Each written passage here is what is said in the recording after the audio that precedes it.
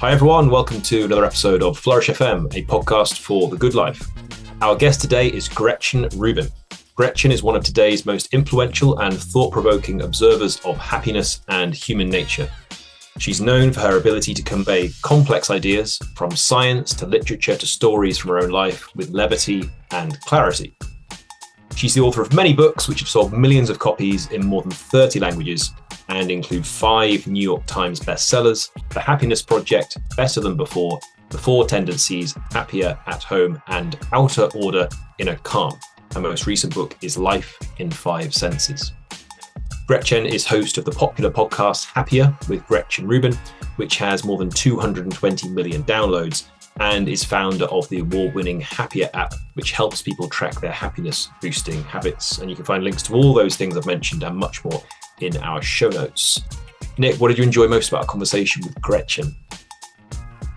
I think while you and I always try to find a good balance or sweet spot with our guests between good, rigorous research and science, or sometimes philosophy or theory, whatever it might be, and practicality, we're probably sometimes guilty of staying more on kind of the nerdier research side, right? And I think this conversation with Gretchen went the other way. It was very practical, as she puts in her bio, right? And as she's kind of like focused her books in terms of voice and narrative. And this conversation was no different, right? We sort of were able to kind of move, I think, around some of, say, the nerdy nuance and get into what are we talking about? How do people help themselves? Or how do we help people maybe feel differently, or at least kind of look and say, I am happier, whatever the heck that means to them, right? And so it's not that it's, not informed by a lot of the research and science, but it stayed very, very practical. And I thought that was kind of a nice change of pace, that a lot of our listeners should hopefully enjoy. Absolutely. So this is Happiness and Human Nature with Gretchen Rubin. Gretchen, welcome. How are you doing? I'm so happy to be talking to you today. Thank you for having me. Pun intended. Yeah. Absolutely. Well, thank you so much for joining us today. It's an honor to have you with us on this show. And of course, you are an expert on happiness and also on human nature. These are both such elusive concepts. There's a lot of confusion surrounding them. So let's kick off by asking basic but big questions. First of all, what is happiness? Such a good question. Well, I started my career in law, and I remember spending an entire semester arguing about the definition of contract. And if anything, happiness is a more elusive concept. There are something like 15 or 17 academic definitions of happiness. And what I've decided is that for the average person, arguing about definitions is not very useful, because we can talk about, is it peace, contentment, well-being, satisfaction, there's a million, joy, bliss, contentment. There's a million ways to define it. And I think it's like whatever it is for you is what it can be for you. I think what's more helpful for the regular person is to think about whatever happiness is for you. How can you become happier? So next week, next month, next year, what is it that you can do with your conscious thoughts and actions that's going to make you happier, whether that in whatever conception you have of it? Because I think sometimes people get very confused when they think about happiness. But when you say, well, what would make you happier? Would this make you happier, or would this make you less happy? People have a lot of clarity around that. And I think it's really much more about moving in the right direction than in attaining a state. Like, what does that even look like to attain that state? It's more about moving in the right direction. So I just think about, how can you be happier, whatever that means for you? So I dodged the question entirely. No, that's good. Can we double click on like the say process versus state, right? Because I think you mentioned and are aware of, okay, a scaling question. How could I be happier, right? We're all, I think, aware of kind of the paradoxical sometimes relationship with trying to raise happiness levels. I don't really find that. Do you guys see that in everyday life? People talk about that all the time as if that's a big concern. Like, well, you're going to trip over your own feet. And by trying to be happier, you're actually going to bring your happiness down. I'm like, I've never encountered that in the wild. I've never actually seen somebody say to me, I've been so busy getting more sleep, reading more, spending more time with friends, reading out loud to my children, eating healthier, volunteering. Now that I'm doing all those things, I feel like it's just getting in the way of my happiness. I'm like, I don't see that as a concern myself. Yeah. Now, Yeah. but people talk about this all the time. So maybe I'm just missing something, but I do not find that the pursuit of happiness actually interferes with the attainment of happiness in my own observation. Interesting. Yeah. Well, everything you just mentioned there sounds like the process, right? Kind of the day-to-day stuff, right? I'm not sure that they're mutually exclusive, but it sounded like if somebody's doing the things day to day, but they're not necessarily, maybe this is where I would make a distinction. They're not ending the day saying, hey, like, what's my happiness level? Right. And being I find that so hard to do. I mean, I remember somebody saying to me like, oh, if you're going to do a happiness project, you should have your husband like rate you on a 1 to 10 scale. And I'm just every evening. And I'm like, okay, that is not going to add to my happiness or my husband's happiness. It's like, how happy are you? This to me, my brain melts. Yeah. So, and you can be happy and unhappy at the same time. And sometimes the things that make you happy also make you unhappy, like visiting somebody in the hospital. It's like, is that fun? No. Do you look forward to it? No. Do you enjoy it? No. Do you look back on it with pleasure? No, you do not. Do you feel good while you're doing it? No. Are you happy that you did it? Yes, because you're living up to your values. So I find that just to be a very hard way to think about it myself. I'm very practical. I really do take the very practical approach. That's just sort of what makes sense to me. Mm-hmm. Yeah. Well, but let's think about, so maybe the reason you haven't encountered that so much in the world is because the things you mentioned there sound like really good methods to become happier. Mm-hmm. Right? Talking more with your friends, volunteering, you mentioned, engaging in projects that are meaningful to you and so on. But what if someone were to spend their time, let's say, okay, things that bring me immediate joy, immediate pleasure, and I'm just going to do more of those things because surely that's what it means to become happier. In those kind of cases, do you find people? I don't think that people think that. I don't think that people say like, hey, if you spend a lot of time on TikTok, you're going to be happier. Hey, if you just eat birthday cake all day long, you're going to be happier. Hey, if you just spend all your money doing online shopping, that's really going to give you a boost of happiness. I think they may do it because they want to have a short-term boost. But if you said to them, is this wise? Do you think this is a good idea? Do you think that over the long term, this is making you happier? I think that usually they have a pretty good idea that it doesn't. Now, it's a temptation. And this is what led me to my interest in habits, because a lot of times you may have a bad habit that's undermining your happiness, but that doesn't mean that you think that it's a good habit. It just means that it's tempting, or it's that instant gratification, because sometimes we have to do something that make us happy over the long term because they require something of us, or we deprive ourselves of something over the long term, even though in the short term it's a drag. And so sometimes we don't want to make that trade-off. We want to have now.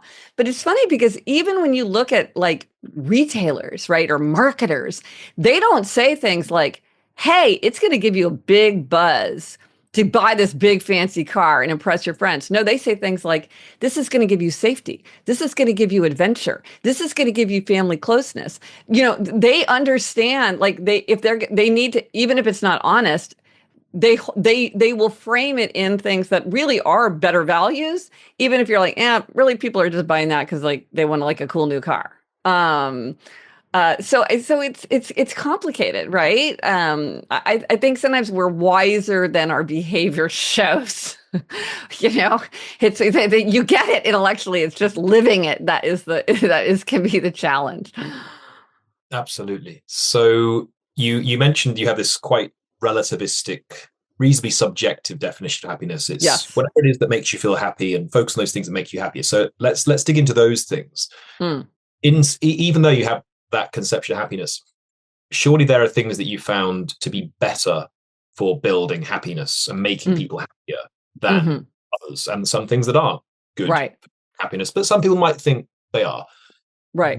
Which are the kind of key elements that people should focus on to become happier? Well, this is the framework that I use to sort of think about it as a concept. So like, how do you think about how would you make your life happier?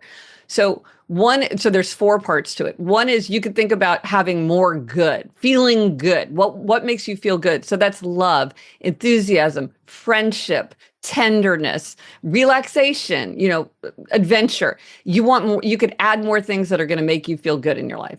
You can also think about things that are going to make you have less feeling bad in your life. So this is anger, resentment, guilt, boredom. And some of these things obviously are within our control, and some of these things are not within our control. But it's like when I did it, I felt a lot of guilt because I was constantly speaking in a sharp tone to my children. And I was like, I could deal with that source of guilt, and then I wouldn't feel bad about behaving badly as a parent. I could live up to my values for myself. So there's feeling good and feeling bad. So more good, less bad. And then there's feeling right. And this is like visiting the person in the hospital. This is when we live up to our values. To have a happy life, we need to put our values into the world. And sometimes that does not make us feel good. Sometimes that might actually make us feel bad. For instance, I know you guys know this happiness research that says, hey, one of the things that really bums people out is a bad commute. You don't adjust to it. It's a problem every day. And if you're and so what people will say is like, so if you want to think about your happiness, live closer to work. But the problem is, a lot of times people live far away from work because they want a certain life for their children. They want to live in a certain school district. They want to have a big yard. They want to be able to have 3 dogs or whatever it is. And so they are mindfully choosing a bad commute in order to live up to their values of being a certain kind of parent and providing a certain kind of life for a child.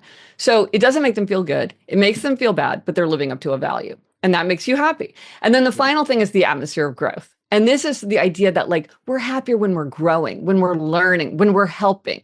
And this is sort of, it gives us sort of an engine of happiness. So anytime you're feeling like you are growing as a person or you're making the world a better place, that itself is a source of happiness. And sometimes also the atmosphere of growth has feelings of insecurity or frustration because you're like, okay, I'm learning how to speak Italian, but I'm really bad at it. And I have a terrible accent and I can't say what I want to say.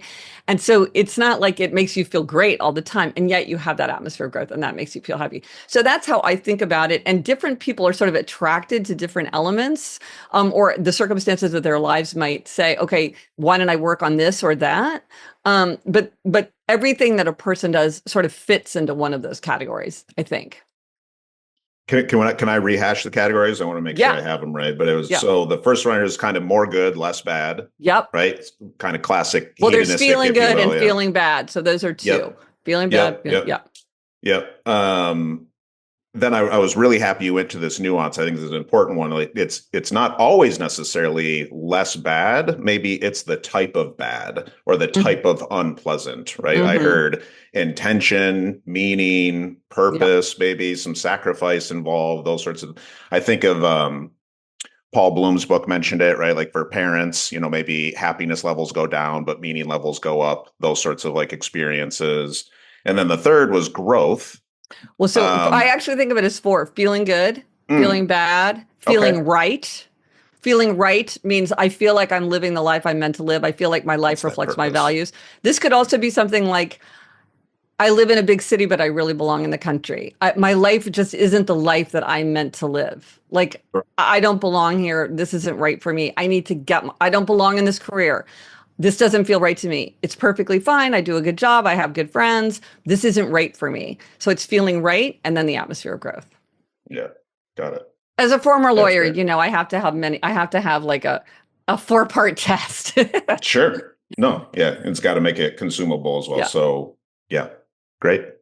These are great 4 categories. Thank you for sharing them, Gretchen. Yeah. So you have mentioned their feeling, and there's much debate about whether happiness is a feeling or a state or both. And you've also mentioned some criticisms of it being a kind of state. What's this state we're aiming for? So would you describe it as a bit of both? And to what extent is it a bit of both? Is it something else as well?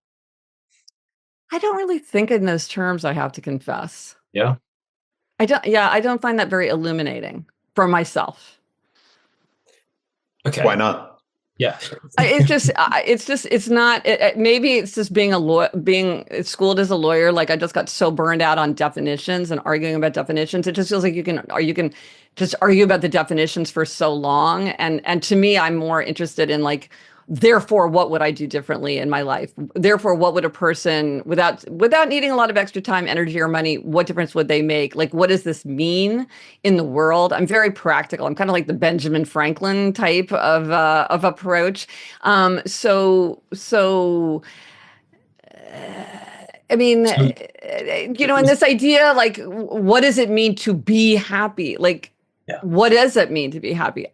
I have no idea. Like, and I feel like I could talk about that all day long and not come out any clearer than I am now. You just sort of, the more you scratch, the more you itch. So a reason to ask that might be because you want to measure it and know if you're real or not. So if happiness is just a feeling and you're not feeling happy, then you've got a pretty good piece of tracking, a metric for stating whether you're happy or not. If happiness is a state, like a state of fitness or well-being in other ways, then again you could track it in various ways potentially and measure it. Or if it's a mixture of both, again you could track it too. So you can be like, feel fit and you are fit, right? Maybe they don't match up, like happiness. So that's okay. But the thing about happiness is that if you think you're happier, are you not happier? Right? Because so it's one of these things where, you're like, oh, I know I'm happier when I meditate. It's like, are you really happier when you meditate? But if you think you're happier when you meditate, like, well, maybe you are happier when you meditate. It gets into that whole thing. But this is why I'm always like, are you moving in the right direction? Because I think people, it's like very hard to measure in some sort of absolute sense. Like, are you a 7 today and you were a 6 yesterday and you were an 8 the day before? Or is it like, are you feeling happier? That I think people have a much better sense of. I don't think there's that much confusion without a huge dose of self-delusion. Yeah, for the regular person. But is this something that you find to be really useful? Well, in terms of first person, how do you think about it? Yeah, in terms of whether you have total first person authority over being happy or not. What about cases where a therapist or a friend can say to you, but are you really happy? Because you maybe convince yourself that you're happy in your job, even though the job's not right for you, to connect with examples I gave earlier, or your relationship, but the relationship doesn't seem to be going well from the outside and so on. So what about, and then happiness can't, it seem, be just a feeling, given that other people can question whether or not you're truly happy, and you can be, wrong about whether you're truly happy or not. It could be more like a state. So what do you say to those kinds of cases? I guess this is where I was talking about self-delusion, because I think sometimes people try to convince themselves that something is working when it isn't. But I'm not sure that holding up a list of the 5 indicators that you have that they're not. Maybe if you said, okay, you say you're happy in this relationship. Now, I see your point. Like if somebody said, I'm totally happy in my relationship, and I say, look, you have insomnia, you wake up with thoughts, you're anxious all the time, you're isolated from your friends. Like, yeah, that could be useful. Like you have outside indicators, but it's just so different from person to person. Like what one person's good life would look like is very different. Like I might say, like, if you go to bed at 10 p.m., that's probably a sign that you're living a good, healthy, happy life. But then somebody else is like, no, if I go to bed at 10, something's terribly wrong. I should go to bed at 2 a.m. because they're a night person, So I'm just.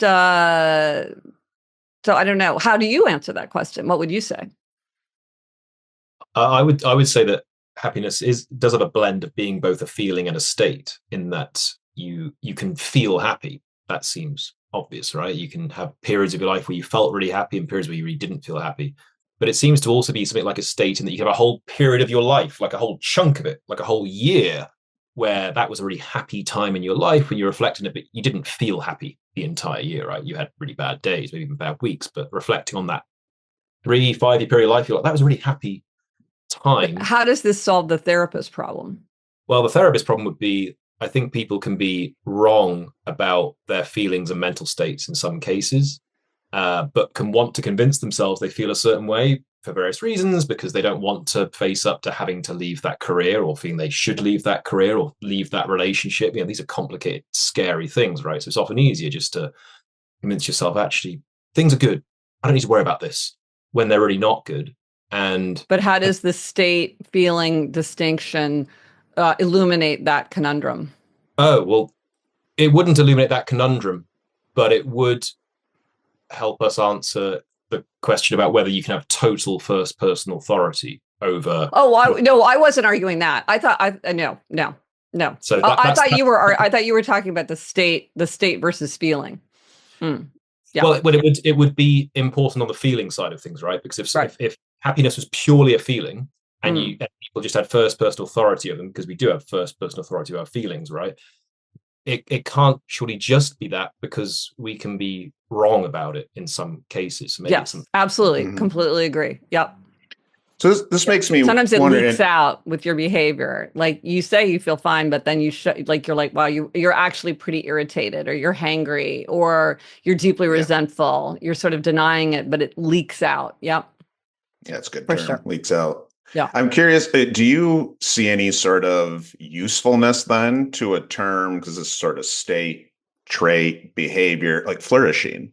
Does that add anything to it? Does that feel distinctly different? Or this is reminding me a little bit. We had a conversation with Robert Biswas-Diener. I imagine you might know each other, but Yes, he we do. he said a lot of similar things, right? Like, I'm not so sure that the distinction between some of these terms is super helpful. Yeah. Which is also interesting to hear coming from somebody with his sort of background and lineage and those sorts of things. So just, does flourishing resonate at all? Do you think it's helpful, or is it just more of the same?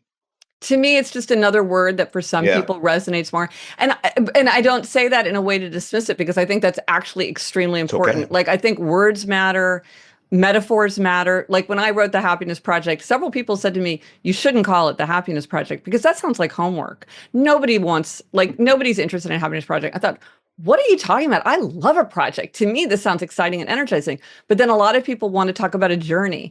I'm like, I don't like the metaphor of the journey. To me, that is not interesting at all. But for some people, that's a very powerful metaphor. And flourish, and for whatever reason, sometimes people are like, oh, it's too sentimental, it's too basic. What does it mean anyway? Like, it's not an interesting word. It doesn't feel like something that they are interested in thinking about.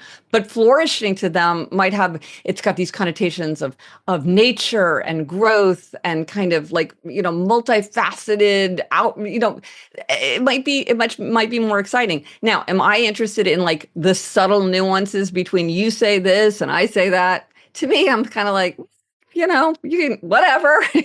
But I do feel like that there are words that for certain that people, or just like something like well-being. For some people, this is a very powerful word, and I'm like, okay, call it well-being. That's a good word too. Yeah. Do you feel like there's a lot of distinction? Do you find that to be really interesting to think about the sort of the subtleties? I wrote a dissertation on eudaimonia. So okay. So you can tell me, Nick, tell me how to pronounce this word, because it's always flashing through my mind. Like just now when I was doing it, I'm like, there's that word that I don't know how to pronounce. So I'm not going to say it, even though I would put it in this line. Okay, say it for me so I can pronounce it. I've heard it both ways. I've heard it. So literally while I was writing my dissertation, we went to Athens, and I've heard it as eudaimonia and eudaimonia. Those are the two ways I've heard it. Okay, so I'm just going to do it the way you do it. I'm going to be led by you. Right. How do you say it? Okay.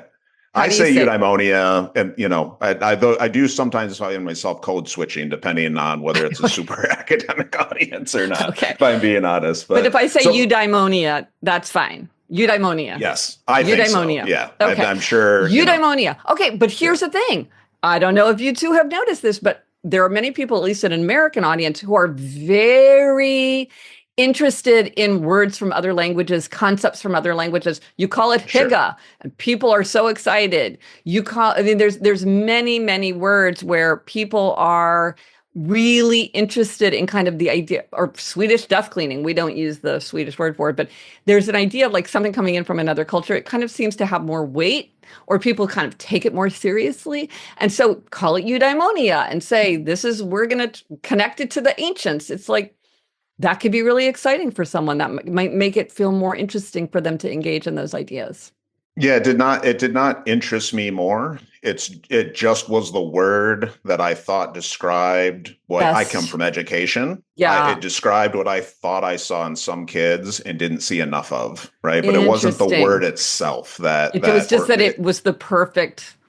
Yeah, and it was a distinction, and that's maybe where we can tie a lot of these things together, is whether the nuance matters or not, but the distinctions, the terms, things like that. I go back to like a word like project, and I say, okay, can you complete happiness? No. Right? No.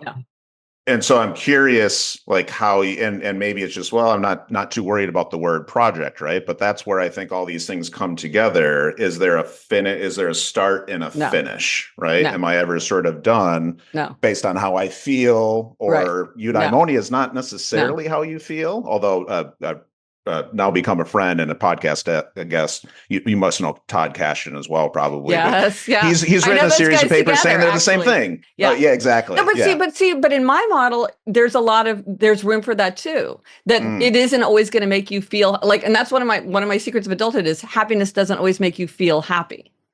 Like, and I can say that because I'm not an academic. So I absolutely agree with you. Happiness doesn't always make you feel happy. And I don't think even people really expect it to. Well, they know that in a happy life, there's going to be a lot of negative emotions. It wouldn't be a good life to feel utterly happy all the time. That wouldn't be a good life. Well, let's dig into that, please. So that's one of your secrets of adulthood, you said. Yeah, I have a book coming out in April called Secrets of Adulthood. Right. Okay. Because I love an aphorism. Yeah. In the new book, so one of the secrets of adulthood you're going to describe in the book is that happiness does not mean you're always feeling happy. Yeah. Right. Please say more about this. How you if it's not too secret. Yeah. Well, no, just right. Secrets out. No, that just for exactly the reasons that we're saying that, like, the feeling of like, oh, I feel happy is not always a happy life doesn't mean a life of 24/7 feeling a 10 on the happiness scale. That's not a good life. It's not realistic. And it's more, what I would say is, what we want is within our circumstances and our nature, are we as happy as we can be under the circumstance that we find ourselves in? So there's the genetic roots of personality. An Eeyore is never going to be a Tigger. That's just hardwired. There are certain circumstances that you're in that are going to be more supporting of happiness than others. And some of that you have control over and some of it you don't. But what can you do with your conscious thoughts of actions, given your temperament and your circumstances, to be as happy as you can be? Because I'm like, if you could be happier in your own life, don't you want to be? Because I think for most of us, there's low-hanging fruit. There's stuff that we know we could do that would make us happier, but it takes time or energy or planning or identification. I think sometimes people are like, oh, now that you say that, I 100% want to do that. But I just didn't know that was the thing. Oh, here's a perfect example from my life. Okay. For years, I was very troubled by my intense sweet tooth. I am one of these people that just loves sweets, eats sweets all the time, loved sweets. And it was very boring because I was constantly like, I want one, but it's not healthy. But can I have one? Can I have two? Can I have three? It's my birthday. It's raining. It's free. I was so good yesterday. I'll be so good tomorrow. Blah, blah, blah, blah, blah. Boring. It was so boring. And then I read a passage from Samuel Johnson, where Johnson said about wine that he couldn't take any wine. And he said, for me, abstinence is as easy as temperance would be difficult. And I realized that's me. I can give something up altogether, but I can't do it a little bit. I can have none or I can have a lot, but I can't have a little bit of sweets. Now I can have half a glass of wine because I don't really care about wine. But I'm talking about strong temptation. For some people, it's easier to give something up altogether. And that's me. If I want to do something, I kind of do it all or nothing. But that's not true of everyone. But I had to figure that out for myself. That was what was going to work for me. And I say to people, I'm not going to say it's going to work for you. It doesn't work for everybody, but for some people, it's just easier to have none. It's easier to have no Instagram than a little Instagram. Hi, everyone. This is just a quick break to thank one of our sponsors, the Shipley School. We're extremely grateful to be supported by our friends at the Shipley School, an institution that has served as a trailblazer of well-being education for decades. Educating to Flourish is an approach to educational practice that promotes a focus on actualizing human potential. While this means continuing to prioritize the development of traditionally academic competencies, it also recognizes that these competencies are a small part of what leads human beings to live good, impactful lives. Using data-driven methods backed by various scientific fields such as neuroscience, educational psychology, behavioral economics, positive psychology, and more, the goal of Shipley's approach is to cultivate flourishing, the synergistic combination of well-being and optimal performance. Shipley aims to do so for all constituencies that make up the entire Shipley community. For more information about the Shipley School and Education for Flourishing, visit shipleyschool.org or contact Dr. Sharon Russell, Director of Student Support and Wellbeing. Thank you. Hi friends, Nick here with just a brief interlude to share with you an update on one of our newest partnerships with the Anti-Fragile Academy. Throughout John and I's conversations with many, if not most, of our guests, one thing has been made really clear. In order for people to flourish, thrive, experience the good life, they need to develop the capacity to not only navigate and endure, but ideally grow from the bad, grow from unpleasant experiences. That's why we're thrilled to be partnering with our newest sponsor, the Anti-Fragile Academy, an organization that I co-founded with Dr. Adam Wright, Director of Mental Performance for the Washington Nationals. At the Anti-Fragile Academy, we work with adolescent athletes, executives, and educators to help them understand some of the science, not just of optimal performance, but of well-being and anti-fragility. The ability not only to endure and bounce back from unpleasantness, but to actually come back stronger, to grow from it. Between Adam and I, we've worked with Fortune 100 companies, Inc. 300 executives, Division I programs, and elite professional athletes and Olympians from all over the world. To find out more about how you can leverage anti-fragility training, check out our website at theantifragileacademy.com. So to bring this back to one of the first, thank you for that.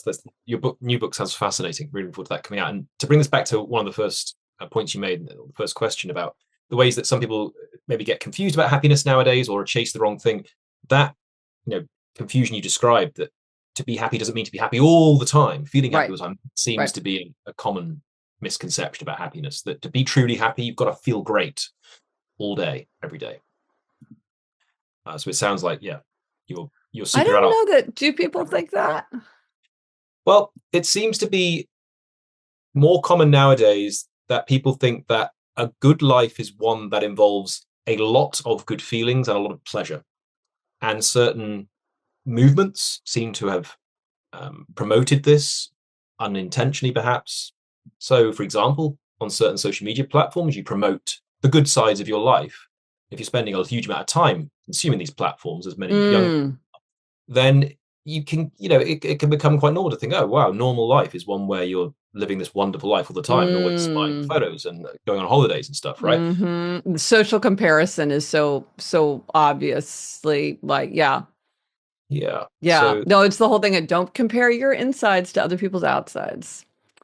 I like your distinction earlier. I don't know that, if I understood it correctly, like there's probably a distinction between what people are doing out of craving and neurochemistry from what they might on a meta level step back from and say, I think these things are happiness or will make me happier.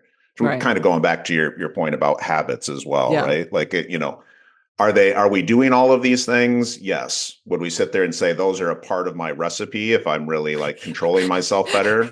I'm a little cynical of that for sure. Yeah. Yes. Well, and I mean, to your point about the wanting to feel good all the time. Yeah. It's that trade-off where you're like, that sometimes we don't. And this is what led me to habits, because a lot of times people would know very well what would make them happier. So it wasn't an identification problem. It was an execution problem, because they would say, I know I would be happier if I got more sleep, right? And you're like, and the research shows that probably you would be happier if you got more sleep, and you would have many benefits if you got more than 5 hours of sleep. And the person is saying to you that they know that, and yet they're not getting more sleep. So to me, I became very fascinated as why is there this disconnect between what we kind of, like, as you say, on this more transcendent level, know, and then what we're doing day to day. And so it seemed to me that a lot of times what you could do is you could use habit formation as a way to like automate behaviors, make it easier to follow behaviors that we know are going to over time make us happier.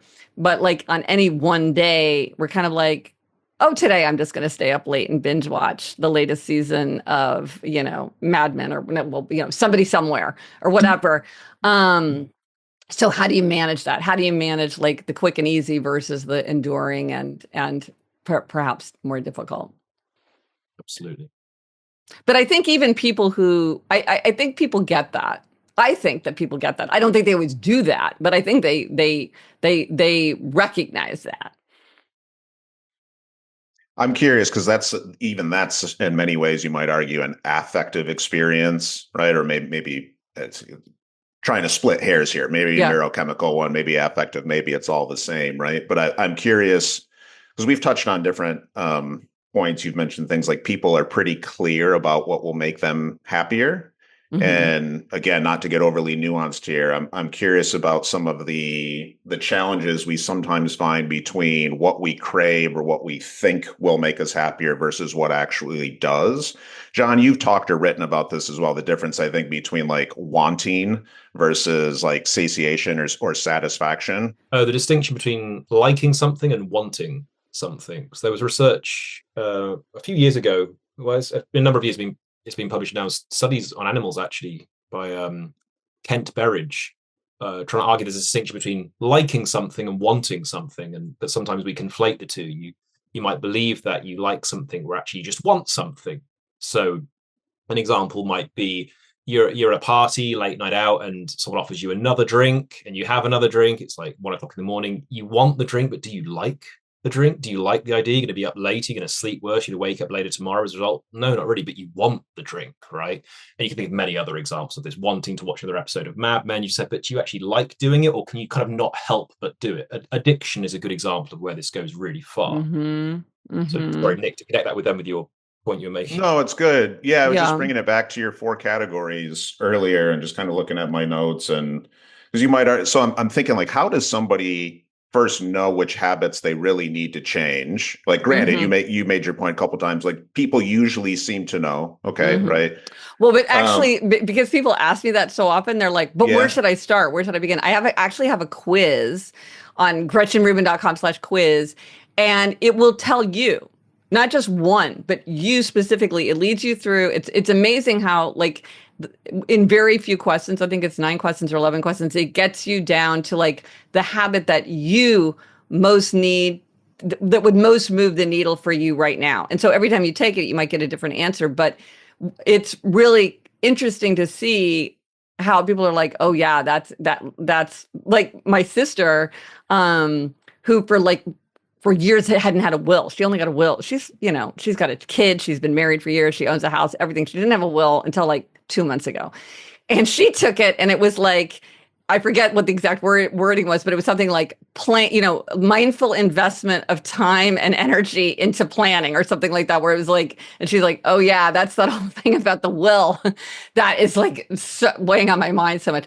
So anyway, because sometimes it is like, and sometimes people are in a situation where they're like, there's so many things that I want or need or that think would boost my happiness. I feel like it's the new year. I want to make 100 resolutions, but I know that I'm not going to keep them. Where should I start? So I actually have a quiz that again, it's GretchenRubin.com/quiz, and it's this free quiz that helps people just sort of like, okay, well, where would you start? Start here, because this seems like something that sounds like the right thing for you. How does that tie in? Maybe it doesn't. Maybe you have a separate quiz or something. But again, with your 4 categories, like, so you could ask that, right? How would I start with habits? And then maybe another question is, well, do I need more good or less bad or more right or more growth? Mm-hmm. Where do I maybe want to add and subtract? Do you kind of approach it from that angle? The quiz has that sort of embedded into it, like the different questions. Yeah. Yep. That makes sense. Why those would be integrated. Cool. We'll put that in the show notes too. And sometimes, a lot of times when people are thinking about what they want, they could conceive of it as more good or less bad. So it could be like, more tender, loving time with my children, or like less arguing and bickering with my children. Like, different people might tackle that in a different way. It is hard because people really are so wildly different in their temperament and their interest and their values that it's hard to make. People really want like a one-size-fits-all solution. It's been very striking to me how much they're like, well, just tell me the answer. I'm like, well, I don't know, because it kind of depends on you. It's like, what's the best way to cook an egg? It depends on how you like to eat your eggs, or maybe you don't even like eggs. Maybe you're allergic to eggs. Yeah. So you mentioned some key strategies here that people could use to become happier. So sleep was one of the clear examples there. But you had sleep zealot. Absolutely. So you've got some unorthodox examples though in both in your books, but also some of the habits, so a daily ritual, for example, you have, which come on to in a moment. But the subtitle of your New York Times bestseller, The Happiness Project, is why I spent a year trying to sing in the morning, clean my closets, fight right, read Aristotle, and generally have more fun. Mm-hmm. So why did you choose to do these things? Well, what I did with the Happiness Project is I first of all, I did the sort of like trying to understand like what is happiness, and I decided not to define it, but came up with my 4 categories. And then I thought about, well, what did I think that I needed to work on in my own life, given everything that I read in the research and philosophy and pop culture about sort of the general area of happiness. And so I came up with 12 categories that I wanted to work in. And then came up with a few resolutions within each category. Like one was marriage, and then I found, and then I identified those three things. Like fight right is one of the things that I tried, and then just saw if something worked or not for me.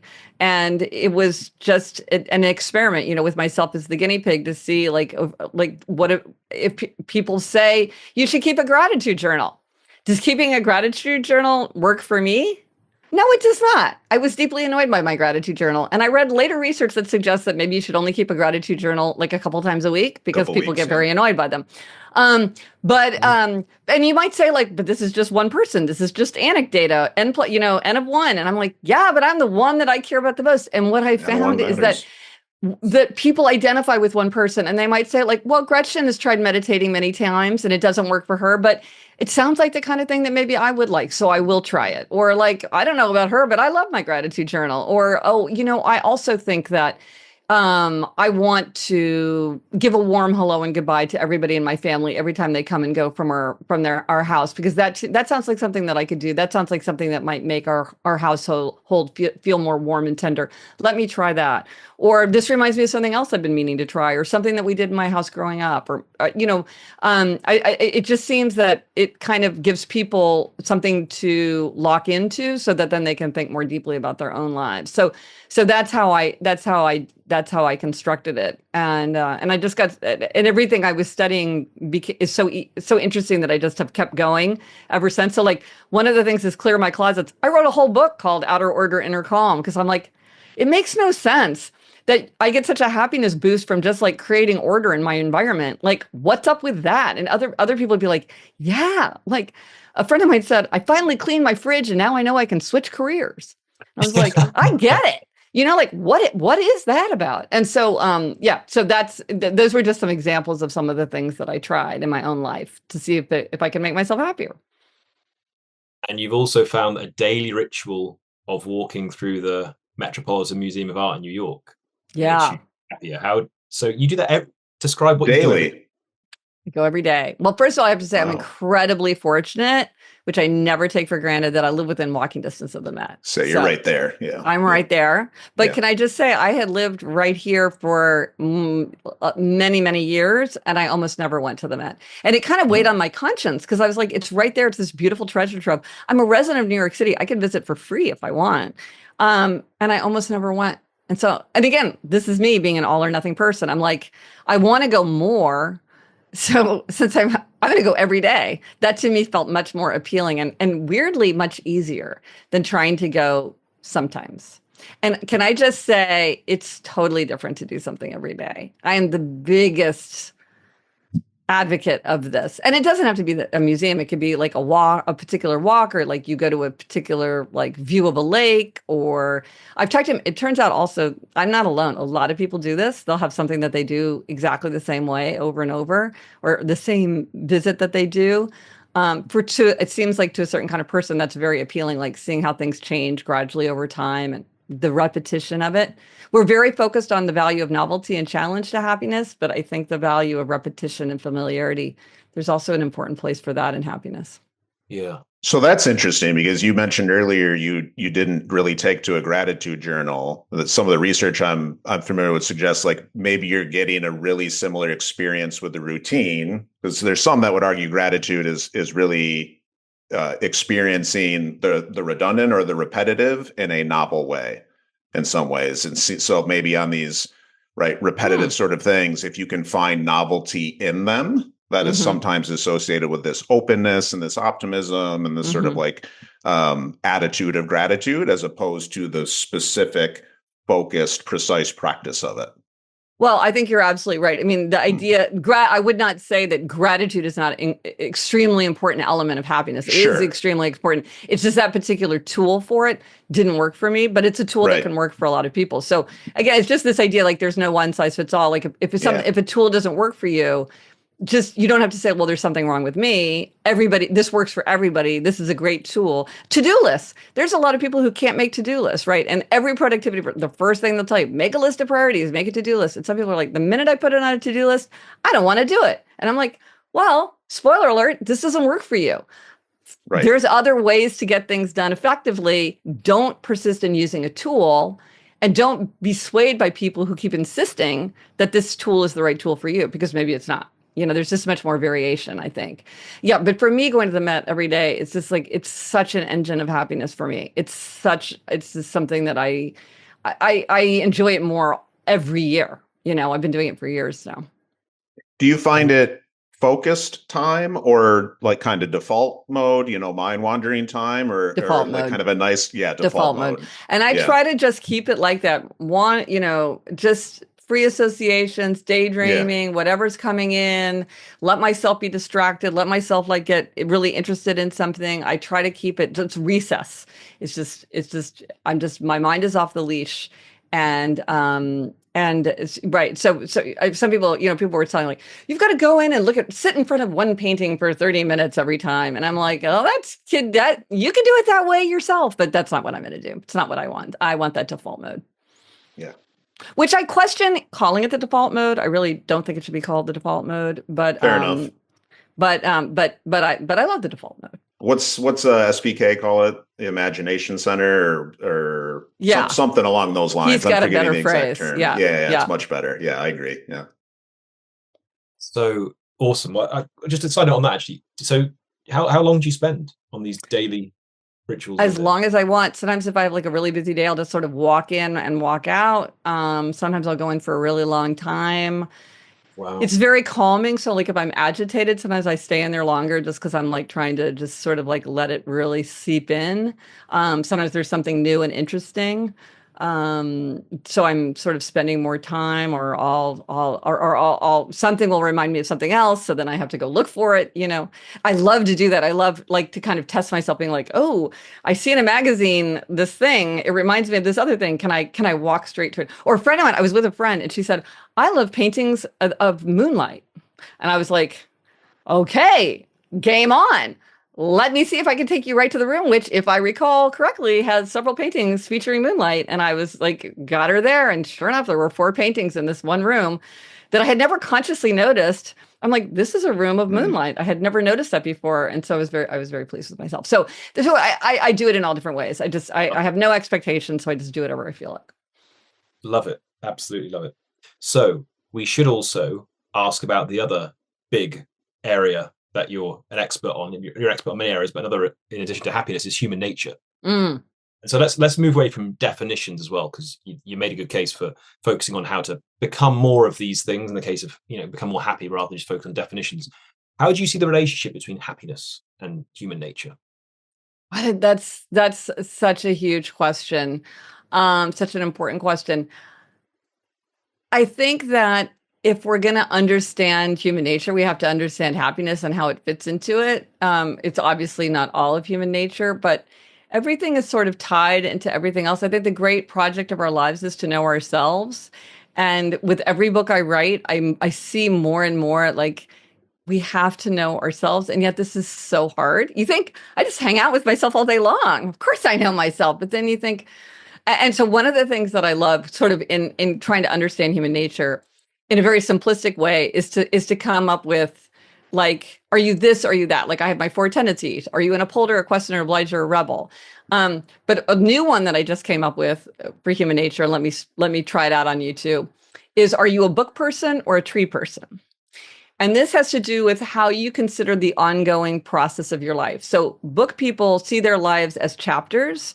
They're like, every once in a while, I turn the page, I turn a chapter. Now I'm doing something completely new. Like I have a friend who started out as a lawyer, then she worked as a regulator, then she opened a store that's she designed clothes and sold them, and now she's working with children in foster care. She lived in DC, then she lived in New York, then she lived in DC, then she lived in Greenwich, and now she wants to move to Portugal. She's a book person, right? Because she's turning these chapters. But I'm a tree person. To me, that life sounds awful. I want to be planted in one place and grow. I want to have lots of leaves and rings and grow strong, but I want to be planted in one place and build on that. And when I start, because one of the things I'm thinking about writing about is the empty nest phase, like when children move out, and you see that like this is when book people and tree people come into conflict, because a book person is like, oh, this is great, like now we can take a sabbatical, and for 6 months we'll work from Costa Rica, or we'll move to Costa Rica, or we'll both we'll get an RV and we'll drive across the country. And a tree person is like, why would we do that? Why would we move away from where all of our friends and associates are? So how about you two people? You two, do you think you're book people or tree people, or do you dispute the categories? I like the categories. I generally, in a lot of the work we do and talk and coaching, like I try to think both and. So my head went to, yes, is there an excellent in-between, point. right? Excellent But I do point. appreciate the categories. Excellent point. John and I are both nomads. My wife and I are obviously nomadic together, so I can appreciate the book people. I come from suburban West Michigan. Most of my friends would maybe call themselves tree people, if you will. Mm-hmm. I'm also a nerd, so I keep hearing tree people, and I go to Tolkien and Lord of the Rings, so I'm having trouble getting that picture out of my head. I know. The Ents. Love an Ent. I love the Ents. Yeah, so but that's the question. Is there an in-between? Is there a both and? Well, maybe, and it might be, I would say more that it might be that people are forced out of their preferred mode, like a tree, like a lot of people have said to me, like when I was growing up, we moved all the time. Like one was a military person, and one, her father kept getting transferred to different places. And she said, now sort of like, I get itchy feet. Like every 7 years, I feel like, shouldn't we move? Shouldn't we move? Shouldn't we move? Almost like against her what she would really want. It just feels like that's what happens. So she's like, because when I was talking to her, she said, I think I would have been a tree person, but I've been grown up to be such a book person that it feels weird to me to stay. So, but she was like, but I don't know that's the way I would be naturally. So again, like our upbringings can influence us. That makes sense. But then there's a lot of people who grow up in suburbia and they're like, oh my gosh, I got to get out of here right away, and I never want to be stuck in the same place again. And and like I'm going to be free. And why wouldn't you live in like all the 5 major cosmopolitan cities of the world if you possibly could? Or why would I limit myself to one neighborhood if I mean, when my husband was like, maybe we should move, and I was like, I'm just telling you right now, I'm not moving more than 10 blocks in any direction. You can just like shut down any thoughts you're going to move downtown. No, I'm not going. I'm a tree person. He lives right around the corner from his parents where he grew up, so I think he is a tree person as well. Yeah. How about you, John? How would you get to the Met, right? Yeah, right. Exactly. Yes. I want to get John's answer, but I have a question for John, what did you say? I'm definitely more of a book than a tree, but from being heavily book, from being very nomadic for a number of years, I realized how I do value the kind of things that tree people, again, wanting a different term, value. Right. Like what? The thing I really realized from living like out of a bag, out of a backpack or a suitcase for years, and like renting out my flat and stuff, is how much I value home and having community. It would suck to like go back into London, where I mainly live now, and not be able to go to my home because I rented it out while I was just traveling around the world. Right. And it would suck to like have to build new communities all the time. So whilst I would love what you described as I live in all the major, cities and the modern cities of the world and so on, but that comes at a cost of not having a long-standing firm community. When you go to a place you don't have a community, that's hard to build. It takes a long time to build. And I value having that. So I'm more book than tree, but I have deep values in tree life that I want to incorporate into a book life. So maybe this is almost like the solar system where there's a sun in the middle and that you can return to, or like I have to think of a better metaphor, but like you return to it, London, but then you can go out and like for a while be in these other places, but you have to know that there's this home base that you can always return to. So maybe that's a tree person with a heavy dose of book. That's yeah. Because it sounds like if you had to pick, you would say, if I had to pick, I would be in London. Well, I currently live between London and New York, and but I spend a lot of time also in other places. But wherever I go, I like to stay there quite a while and really soak up the culture and build a community there. I'm not the kind of person that just goes somewhere for 2 weeks and then doesn't go back. It's more I'll go somewhere. So you are book. Okay. Well, I think, Nick, we have your answer to can you be both and? It sounds like John really is kind of book and tree. It sounds like it's kind of hard to pull that off though, John. Like that's a lot of logistics. Oh yeah, and Nick will know all about this as well because he lives similar. So that's what I was going to say is actually whether or not it's hard is one thing, but I do feel like it is probably possible. Of course, I'm personalizing this, but my question was going to be like, is it contextual, right? Like, so people might be resilient more in some contexts than others, right? For example, these things will shift, and so that's true. I might be a book person. I think I probably am a book person in almost every single area of my life, maybe except for relationships. Right. And so like my tree tendencies are, it's not that I'm open to making new friends and meeting new people. John's a great example, right? But my tree tendencies are, I still do have that community. We still do see each other physically and virtually and try to interact at a level I'm okay with. And same with my wife and her family and friends and whatnot. And that kind of goes back to the both and a little bit, but it just made me think, well, maybe it just depends on the part of our life that we're talking about. That's what I mean by context. Am I a little more book here, a little more tree in these other areas? But I think it's the same thing John's saying. Yeah, that's interesting. Yeah, I want to think about this more. I just came up with this fairly recently, so I'm I haven't really thought through all the subtleties of it.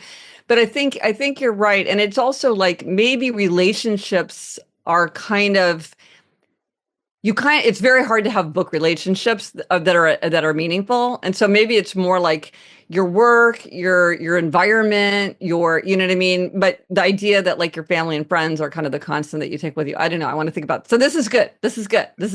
I've gotten much fodder for thought. Yes. Good. If I can add one more contextual variable is age, right? Because I was able to do the nomad thing after building those relationships, multiple communities over decades in those communities. That's very different than a 20-something coming out with no work community in a new city with none of their friends. Like these are very different things. But then somebody might also say, like, when you're young, people are so much more open. Like you can drop into a place and like quickly get oriented. Like people aren't as like preoccupied with their family life. So there's more fluidity. Like they're going out to bars, they're hanging out. Right. So it might also be like the kind of person that you are. Like, are you the kind of person who can go to a bar and make friends or not? I am not the kind of person who can go to a bar and make friends. So being 28 wouldn't work for me in that way because I wouldn't take advantage of it. But you're right. Or like the children of it all. I think many a book person ends up being a tree person for 20 years because they're like, well, it becomes very tricky, especially if you have more than one. But it's going to be interesting because the remote work thing is going to let tree people like it would allow many more people to be book people than perhaps could be just practically.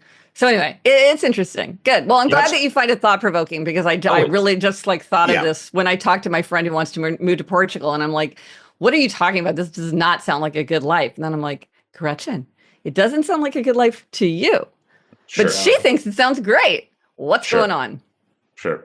Yeah. I think it's a great idea, great distinction. I love the way that Nick applied it to other areas of life as well, except kind of where you're living, like relationship. Well, thank you so much, Gretchen. This has been an amazing conversation. So we have one final question to ask you, our signature question, our flourishing question. Gretchen, what is one lesson on flourishing that you'd love our listeners to walk away with and a practical step for putting it into action? So the point that I would emphasize is this idea about self-knowledge and this idea that there is no magic one size fits all for flourishing, that just because something works for someone else doesn't mean that it will work for you, and vice versa. And that we all have to think about our own nature, our own temperament, our own interests, and our own values, and take ourselves into consideration instead of trying to jam ourselves into some kind of like standard cookie cutter model. And the practical, if I was going to say a practical way to think about this, is I would take it to the very basic level of chronotype, which is the idea that there really are morning people and there really are night people. About 30% of people are night people, about 40% of people are morning people, and then everybody else is in between. It's largely a function of genetics and age. But one of the things that makes me that I want to tell people is like, there's no magic in the time of day. And whenever people say, well, if exercise is really important to you, you should get up and do it first thing in the morning. I'm like, well, it's true that that's often more convenient. But if you're a night person who's at your more energetic and creative later in the day, that's probably not going to work for you. You're probably not going to want to get up at 7 a.m. and go for a run if you're a hardcore night person, because probably you don't really feel awake until 10 a.m. And at that point, you should be, you're in the middle of your workday or whatever. And similarly with morning people, I'm like, if you're a morning person, if there's stuff you want to get done, maybe you want to get up at 5 a.m. and have 2 hours before like the rest of the world is waking up, because if you're a morning person, that could be really valuable time for you. Because sometimes people are like, oh, well, 7 o'clock is when I've always woken up. It's like, yeah, but maybe you could wake up earlier and claim that time in a way that works for you.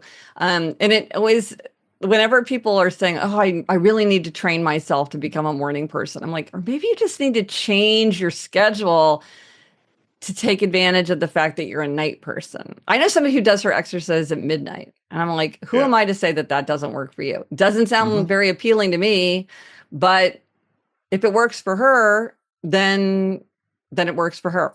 So I would say think about yourself, and then also in particular think about like what is the period of the day when you feel you're most energetic, productive, and creative, and try to move whatever activity you're trying to most promote for yourself into that day part, instead of trying to like change yourself to do better at a different time of day. Sure. That's great. Makes good sense. Awesome. This has been a really, really, I think, thought-provoking, enjoyable conversation. Again, we're really, really appreciative of the time. Where can people follow you, interact with you? You mentioned your website earlier, but socials or wherever people can engage more. I have a podcast myself called Happier with Gretchen Rubin, where I talk about how to be happier, healthier, more productive, more creative with my co-host, who's also my sister. She is a Hollywood writer and showrunner, and we talk about how to be happier. So that's Happier with Gretchen Rubin. And then everything else is Gretchen Rubin. I'm on all the social media platforms at Gretchen Rubin. My website is called GretchenRubin.com. There's the Habits for Happiness quiz, and I have so many fun quizzes there. What's your neglected sense quiz? What's your tendency? I have this personality framework. It'll tell you your tendency. And that's all at GretchenRubin.com/quiz. I also have products. I have an app called the Happier app that helps you like track your good habits. So I'm doing all the things. And I love to engage with people about insights, observations, resources, questions. So I love it when people connect with me wherever they want to connect. Amazing. Great. Thank you so much, Gretchen. It's been a wonderful conversation. We've learned a hell of a lot. And I learned so much. Thank you so much. This was so thought-provoking. Oh, well, thank you. It's been a real honor. Thank you for all of you for listening and watching today. I hope you've enjoyed it as much as we all have. This has been our interview with Gretchen Rubin on happiness and human nature. Thanks so much for listening to Flourish FM. We hope you enjoyed the content. Please be sure to leave us a 5-star review and hit that subscribe button wherever you listen to your podcast and on all major social media platforms. And if you visit our website, flourishfmpodcast.com, you can sign up to our newsletter. We send out a weekly newsletter. First newsletter of every month, we share a long-form blog, and every newsletter, every week, we share highlights from our previous episodes. Please hit subscribe on our website.